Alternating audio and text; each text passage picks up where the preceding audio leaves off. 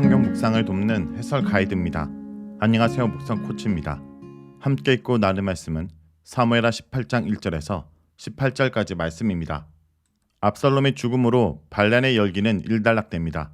악인에 대한 주범한 심판은 의인을 향한 하나님의 보호를 의미합니다. 하나님은 다윗의 죄는 응징하셨지만 그의 생명은 악인들의 손에서 끝까지 보존하셨습니다. 1절에서 8절 읽겠습니다.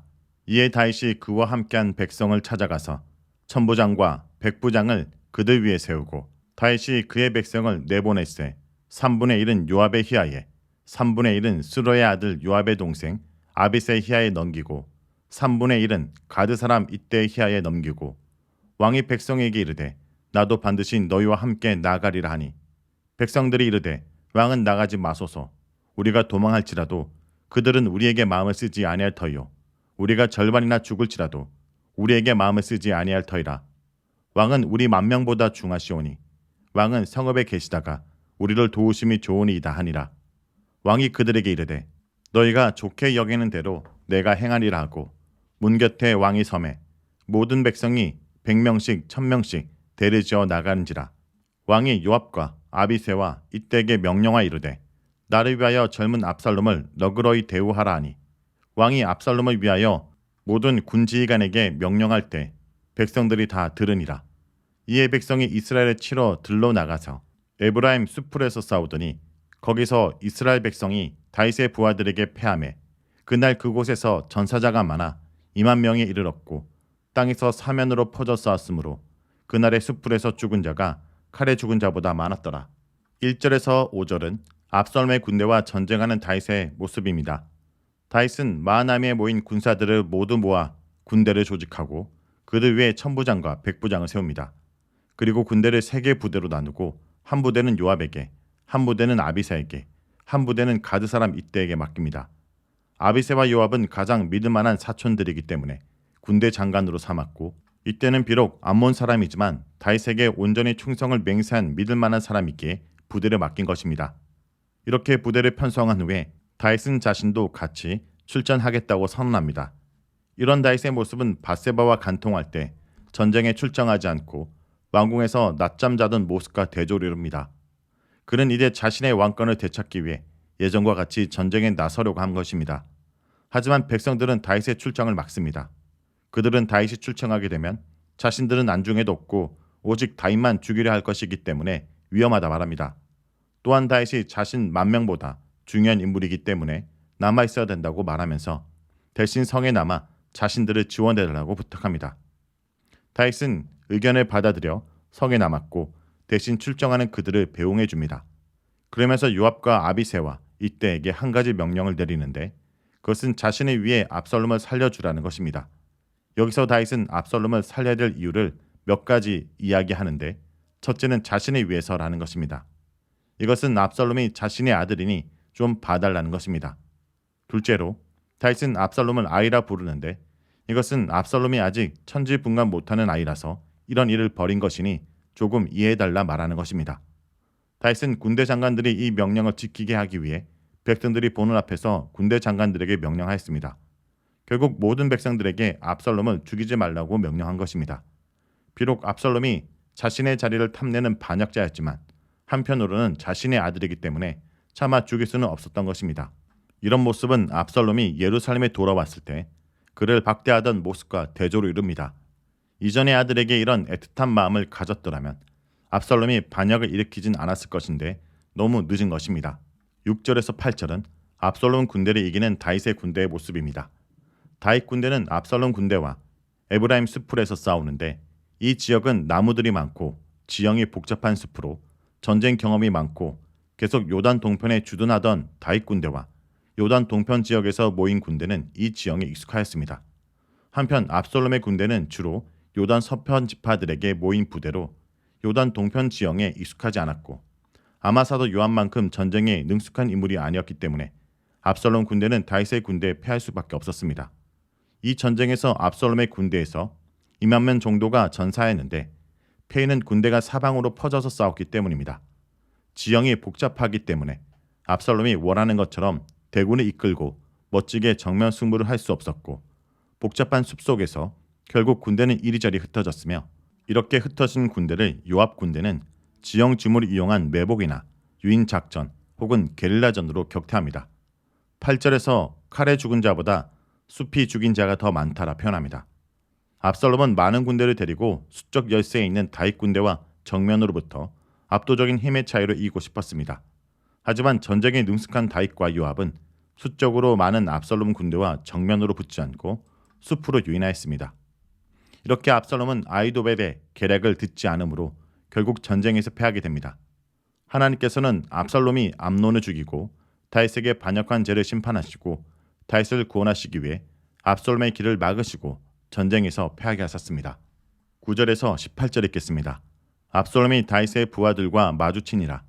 압살롬이 노새를 탔는데 그 노새가 큰 상수리 나무 번성한 가지 아래로 지날 때 압살롬의 머리가 그 상수리 나무에 걸리매 그가 공중에 달리고 그가 탔던 노새는 그 땅과 공중 사이로 빠져나간지라.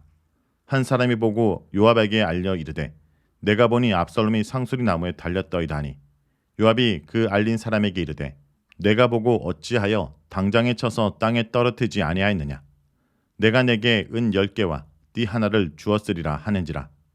그 사람이 요압에게 대답하되 내가 내 손으로 은 1000개를 받는다 할지라도 나는 왕의 아들에게 손을 대지 아니하겠나이다. 우리가 들었거니와 왕이 당신과 아비새와 이때에게 명령하여 이르기를 삼가 누구든지 젊은 압살롬을 해하지 말라 하셨나이다. 아무 일도 왕 앞에는 숨길 수 없나니 내가 만일 거역하여 그의 생명을 해하였더라면 당신도 나를 대적하였으리라 하니 요압이 이르되 나는 너와 같이 지체할 수 없다 하고 손에 작은 창 셋을 가지고 가서 상수리 나무 가운데서 아직 살아있는 압살롬의 신장을 찌르니 요압의 무기를 든 청년 10명이 압살롬을 에워싸고 쳐 죽이니라. 요압이 나팔을 불어 백성들에게 그치게 하니 그들이 이스라엘을 추격하지 아니하고 돌아오니라. 그들이 압살롬을 옮겨다가 숲풀 가운데 큰 구멍에 그를 던지고 그 위에 매우 큰 돌 무더기를 쌓으니라. 온 이스라엘 무리가 각기 장막으로 도망하니라. 압살롬이 살았을 때에 자기를 위하여 한 비석을 마련하여 세웠으니 이는 그가 자기 이름을 전할 아들이 내게 없다고 말했음이더라.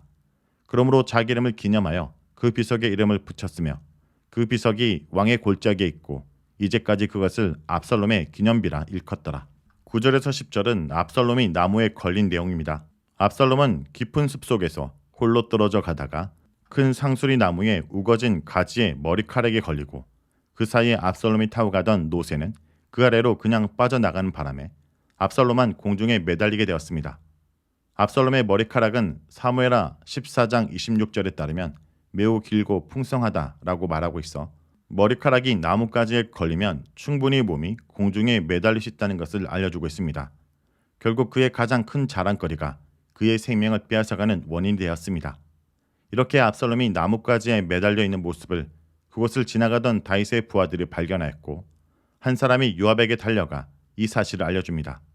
이들은 아마도 요압에게 속한 부대원들이었던 것 같습니다. 압살롬이 하필이면 다른 부대가 아닌 요압의 부대에 걸린 것이 비극적인 결말을 맞이하게 됩니다. 11절에서 13절은 압살롬이 나무에 걸린 것을 요압에게 알리는 내용입니다. 보고를 들은 요압은 보관 병사에게 왜 보자마자 그 자리에서 압살롬을 쳐서 땅에 떨어뜨리지 않았냐고 묻습니다. 이것은 왜 그 자리에서 압살롬을 죽이지 않았느냐라는 의미입니다. 여기서 치다라는 단어, 낙하라는 것은 단순히 치는 것이 아니라 죽이다는 의미로 종종 사용되는 단어이기 때문입니다. 요압은 병사에게 만일 압살롬을 죽였다면 은 10개와 띠 하나를 주었을 것이라 말합니다. 이런 요압의 말은 병사는 은 1000개를 준다 해도 자신은 왕의 아들에게 손을 대지 않을 것인데 왕이 요압과 아비새와 이때와 모든 사람들에게 요나단의 목숨을 살려주라 말했기 때문이라는 것입니다. 다윗의 병사는 다윗의 명령에 온전히 충성하며 요압에게 다윗이 압살롬을 살려주라는 명령을 내렸다는 사실을 상기시켜줍니다. 그에게는 은 10개가 아니라 은 1000개보다도 다윗의 명령이 우선인 것입니다.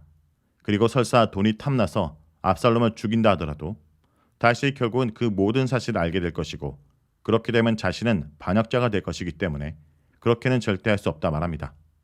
요압에게 보고한 다윗의 신하는 정말로 다윗의 명령을 충실하게 지키는 인물이었습니다. 14절에서 15절은 요압이 압살롬을 죽입니다. 하지만 요압은 부하의 말에 반대하며 빨리 압살롬을 죽이기 위해 자신의 부하를 데리고 압살롬이 있는 곳을 갑니다. 손에 3개의 막대기를 들고 매달린 압살롬의 가슴 부근을 강하게 쳐서 땅에 떨어뜨렸습니다. 땅에 떨어진 압살롬을 요압의 무기를 든 청년들, 즉 요압의 호위 부대 10명이 쳐 죽입니다. 이것은 철저히 요압의 독단적인 결정에 의해 벌어진 일입니다. 다윗의 입장에서 압살롬은 비록 반역을 저질렀지만 자신의 아들이었습니다.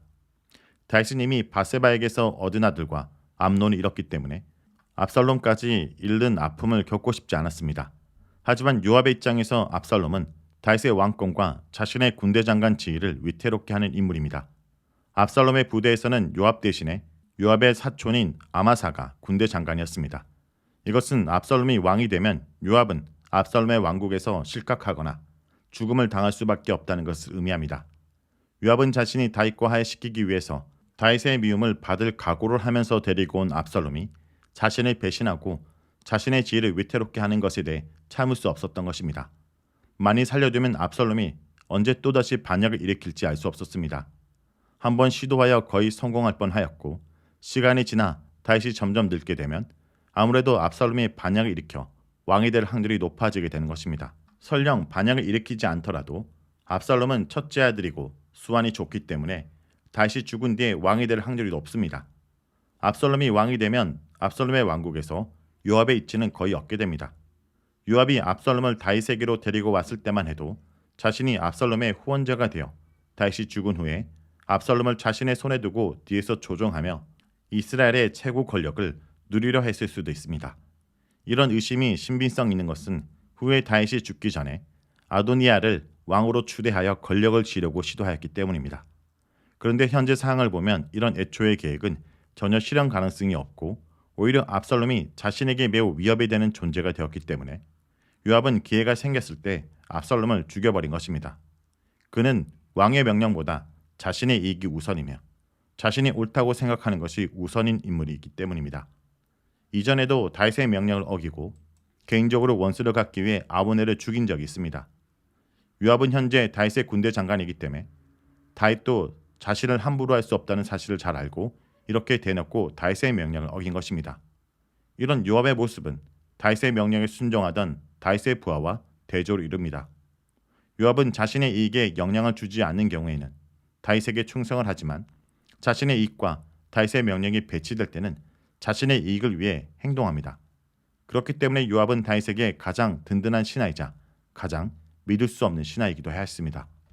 16절에서 18절은 압살롬을 숲에 묻은 내용입니다. 압살롬을 죽인 요압은 숲속에서 큰 구덩이를 파고 그곳에 던져 놓은 후 그곳에 거대한 돌 무더기를 쌓아 무덤을 만듭니다.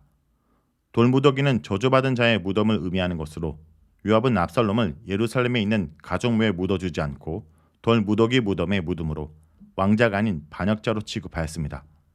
여기서 매우 큰 돌 무더기 무덤을 만든 이유는 백성들에게 경고를 주기 위한 것으로 누구든지 반역을 일으키면 이렇게 저주받는 자로 죽게 될 것이라는 것입니다. 그러므로 거대한 돌 무더기는 반역자의 최후를 보여주는 상징물입니다. 이렇게 반란군의 왕이 죽자 요압은 반란군 쫓는 것을 멈춥니다. 그들의 왕이 사라졌기 때문에 더 이상 서로 전쟁하는 것이 무의미해졌기 때문입니다. 왕을 잃은 반란군은 모두 흩어져 각기 자신이 원래 살던 곳으로 돌아갑니다. 이렇게 반란군은 압살롬의 죽음으로 완전히 해체되었고 전쟁은 끝났습니다. 18절은 압살롬의 기념비에 대한 설명으로 압살롬은 아들이 없어 자신의 이름이 땅에서 잊혀지는 것을 방지하기 위해 자신의 이름을 기념하는 기념비를 왕의 골짜기에 세워놓았습니다. 이것은 14장 27절에서 언급된 압살롬의 세 아들이 어린 나이에 죽었음을 의미하며 압살롬이 자신의 후손을 남기지 못하고 죽은 것은 하나님께서 그에게 주신 벌입니다. 고대사에서 후손이 없는 것은 하나님께서 내리신 심판의 일종으로 보았기 때문입니다. 압살롬이 자신의 형 암논을 죽이고 아버지 다윗에게 반역한 죄에 대해 하나님께서는 죽음의 벌을 내리신 것입니다. 이렇게 암논이 다말을 강간한 사건으로 시작된 압살롬의 반란은 지독한 내전을 겪고 결국 압살롬이 죽음으로 끝나게 됩니다. 그리고 다윗은 아들의 반란과 죽음으로 자신의 간음과 살인에 대한 대가를 혹독하게 치렀습니다. 하나님은 사랑이시고 다윗과 언약하셨기 때문에 결코 다윗을 버리지 않으셨습니다. 하지만 다윗의 잘못에도 눈 감고 무조건 덮어주는 분은 아니십니다. 공의의 하나님이시기 때문입니다. 우리는 하나님의 사랑에 감사하고 기뻐하는 반면 하나님의 공의를 두려워하며 살아야 할 것입니다. 자, 여기까지가 사무엘하 18장 1절에서 18절까지 말씀입니다. 오늘 말씀을 통해 우리는 무엇을 묵상하고 적용해야 할까요? 높이기도 하시고 낮추기도 하시며 살리기도 하시고 죽이기도 하시는 하나님을 기억해야 합니다. 4년이란 시간 동안 치밀한 계획 끝에 왕관을 거머쥔 압살롬이 우연히 만난 상수리 나무 하나를 피하지 못하고 하늘과 땅 사이에서 걸리고 맙니다. 땅에 속한 연약한 인간임을 인정하지 않고 하늘의 뜻을 묻지 않은 채 스스로 왕의 자리에 올라갔던 압살롬의 상태가 하나님 앞에서는 항상 삶과 죽음의 경계 사이에 매달린 이 모습이었음을 그는 몰랐습니다. 하지만 나무에 달린 압살롬은 자신이 그토록 철저하게 무시했던 하나님께 저주를 받았음을 암시하며 죽일 수 없고 살릴 수도 없는 부하들의 고뇌와 반역자와 사랑하는 아들 사이에 괴로워하는 다윗의 아픔을 반영하고 있습니다. 그의 자랑이요 영광이던 머리카락이 그에게 수치스러운 죽음을 안겨다 주리라곤 생각하지 못한 것이 어리석은 압살롬의 모습입니다. 사소한 우연의 순간으로 그가 4년간의 계획을 허무시는 하나님의 모습을 보게 됩니다. 사람을 높이기도 낮추기도 하시며 살리기도 죽이기도 하시는 하나님을 잊어버리는 어리석은 인생이 되지 않길 기도드립니다.